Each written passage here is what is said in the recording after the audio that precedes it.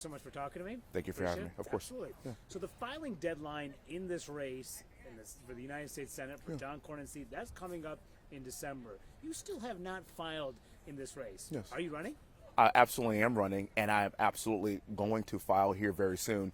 Actually, my plan was to file during the government shutdown, but when things kind of stopped, we had to figure out kind of what we're going to do and recalibrate that. But I will be filing very soon in the next few weeks, of course. So talk to us about your path here, because, look, it's been a generation since a House member has won statewide in Texas. You're going up against two pretty well-known candidates, people who have a lot more money than you. So what is the path for Wesley Hunt? Well, I really want to point this out. You talk about the filing deadline rapidly approaching, but imagine if you're a 24-year incumbent. The first time that John Cornyn actually got into office was in 1984, and I was 2 years old. Imagine spending that much time as an elected official, and then getting to the point to where you are now polling in second and third place after spending almost $50 million before the filing deadline. What that simply tells me is that the people of Texas want an alternative. Look, back in the summer, John Cornyn was polling in the high 30s-ish. He has dropped 12 points since then, since I have gotten into the race. Our momentum is moving upwards, and you are correct. This is like a David and Goliath kind of story. I have a couple of smooth stones to throw at him, but guess what? They are very effective. And even though I may not have as much money as him, let me tell you something. There is a lot of momentum behind our campaign, and there is clearly a path, and that's exactly what we are going to exploit. Bottom line is this: the people of Texas want an alternative. You cannot be a 24-year incumbent, spend $50 million of DC's money, and still be polling in the 20s going into the filing deadline. So I know there's still a lot of polling that still is, there's still a lot more to poll in this race. Sure. It's still very early. We'll see how the polling changes now that you're saying you're definitely running. Oh, you're sure. definitely going to file in this race. This way, the Cornyn people see you as a spoiler in this race. They don't think that you can win. They think that what's going to happen is that more likely this is going to be a runoff. This is going to force the party to spend millions of dollars, not just in the primary, but in the runoff as well. What do you say to them when they see you as a spoiler? Well, they clearly don't care about money because they've already spent $50 million. And we have tight races that's going to be in North Carolina and in Georgia and in Michigan. So at the end of the day, I don't want to hear about the resources conversation because you've already spent all that money. And look, men lie, women lie, but numbers don't. You cannot be polling at 25% as a 24-year incumbent and think that the base has your back. You cannot win the primary election. And the only thing I'm doing is offering an alternative of somebody who was already outperforming Ken and John in the general election before I even got in this race. My name ID is around 73 to 75%, and I think it's time for young, vibrant, America First patriots, which is exactly what the state of Texas voted for because President Trump just won by 15 points, to step into the breach and lead this country for the future. The United States Senate is not a retirement community at the end of the day. And to see young faces like me in the vein of a J.D. Vance, who is 41 years old, in the vein of Marco Rubio, who is in his early 50s, in the vein of our Secretary of War, who's in his mid-40s. Look, our founding fathers were in their 20s and 30s when they founded this great nation. It is time for us to bring that average age down a little bit, and it's time for the next generation to step in and lead this great country. But the reason why the GOP leaders are concerned about this is that they're going to have to spend a ton of money, even in a runoff, when they could be spending it in New Hampshire or Michigan or Georgia. But Texas is a red state. They shouldn't have to spend money there. You're making my argument. You've already spent $50 million. No, they're $50 saying million. Because of you. Because of me? Because Absolutely not. If you think back to when this polling first started, when it was head-to-head against Ken Paxton in the summer, John Cornyn was down by almost 20 points. So I really kind of don't want to hear that. And the argument that you try to make of now I'm closing the gap, but the best you can do is still in the 30s as a 24-year incumbent is just not going to work. Look, he should be in the 80s. He should be in the 90s. When Ted Cruz ran last, he got 85% of the primary vote, 85 to 88% of the primary vote.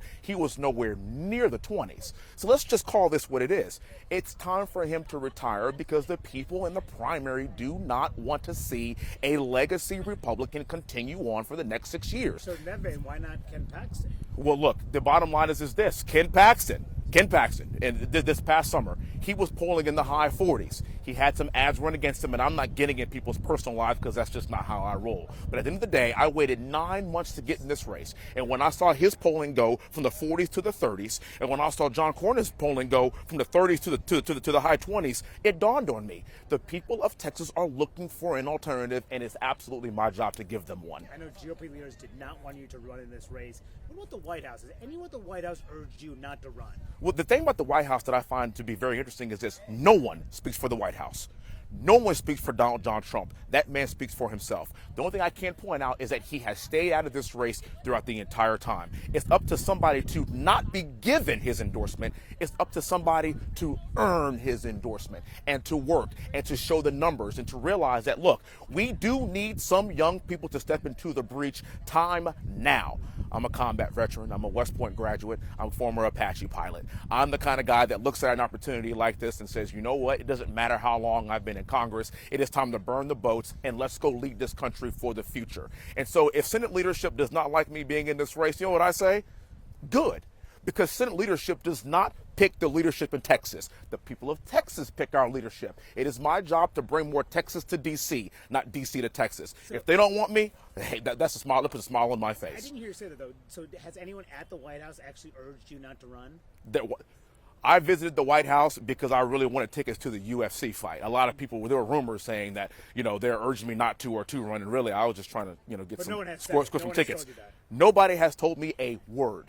And so what I've done is I've looked at their silence so far on this race, and I'm stepping in to earn their support. But no, I've heard nothing from the White House. I don't speak for the White House. And have you talked to the president about a possible endorsement or about your interest, or about your plans to run in this? Under no circumstances will I ever disclose the conversation I had with Donald John Trump. How pivotal is his endorsement in this race? It's critical. It's critical. If he gets behind Cornyn, would you drop out? If he gets behind Cornyn, the problem is this. Our data shows that even if he does support Cornyn, he's so far behind. You have an incumbent polling at 25%. And Donald John Trump's endorsement is absolutely incredible in any Republican primary in this great nation. But I'm sorry, you cannot revive that dead campaign. Not even Donald Trump can do that, in my humble opinion. So that's why I got in this race, to give him an option. To give the people of Texas an option of somebody that can win the primary and win the general, and it won't cost us hundreds of millions of dollars. So I talked to John Cornyn about you, and no surprise, he was very critical about you. Good. What he pointed out was that he said that you have not voted, you missed 27% of your votes this year. Yeah. Why? We were actually talking about that. First of all, the hit on me missing votes I find to be kind of quite interesting. In the beginning of my time here in Congress, my son was actually in the NICU, so I missed a large tranche of votes then. And then also, I was a top surrogate for President Trump during the campaign. I was the one that campaigned for him in Iowa and in Georgia and in Pennsylvania and in Nevada and in California. And when the president says, I want you to campaign for me, guess what? You show up to work for the president at that time. But the issue is not about the votes that I've missed. It's about the votes that I've taken. My Liberty score is in the high 90s. John Cornyn's Liberty score is at 54%, and that's why he's in trouble in this primary. And what I would push back on him, and I would say this: maybe you should have missed more votes. Maybe you should not have co-authored gun control legislation. Maybe you should have fully supported the border wall. Maybe you should have supported amnesty 11 times. I think that's the reason why you're seeing a surge, because people can see through the idea of, are we going to really talk about he missed votes? I mean, what is this, elementary school? Yeah, I mean, what do I get?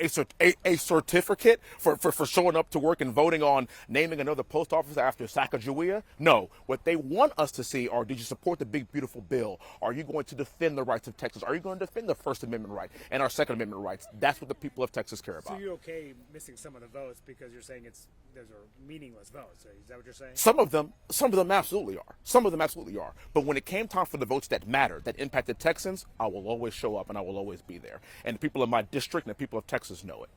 You said that, you talk about Cornyn's voting record. I mean, overall, he votes with President Trump most of the time, 98% of the time. Do you believe that commercial? So there's a guy that's a 24-year incumbent that has a 54% Liberty score.